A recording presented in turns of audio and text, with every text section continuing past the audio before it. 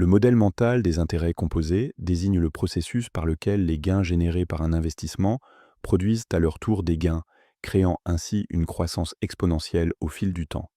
Charlie Munger considère ce principe comme l'un des plus puissants en finance et dans la vie.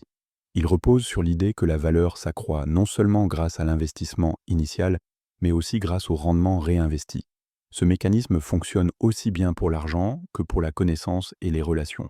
Le principe fondamental des intérêts composés repose sur deux facteurs clés, le temps et la réinvestition des gains.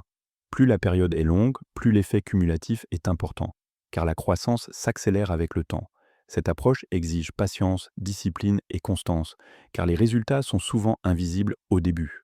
Elle se caractérise par une croissance lente au départ, puis rapide et massive à long terme. En finance, un capital placé à 8% d'intérêt annuel double environ tous les 9 ans, illustrant la puissance de la capitalisation. Dans l'apprentissage, lire chaque jour et accumuler des connaissances crée un effet cumulatif qui renforce la compréhension et la prise de décision. Même dans les relations professionnelles, investir régulièrement dans la confiance et la collaboration produit des bénéfices croissants au fil du temps.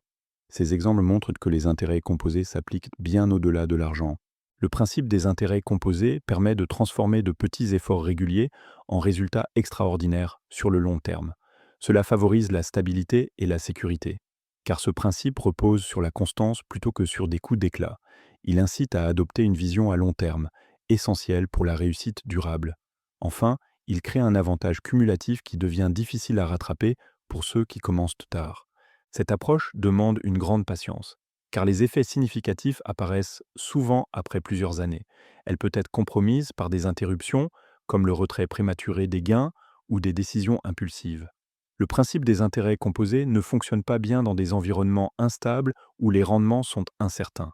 Enfin, il suppose une discipline rigoureuse, ce qui peut être difficile à maintenir sur le long terme.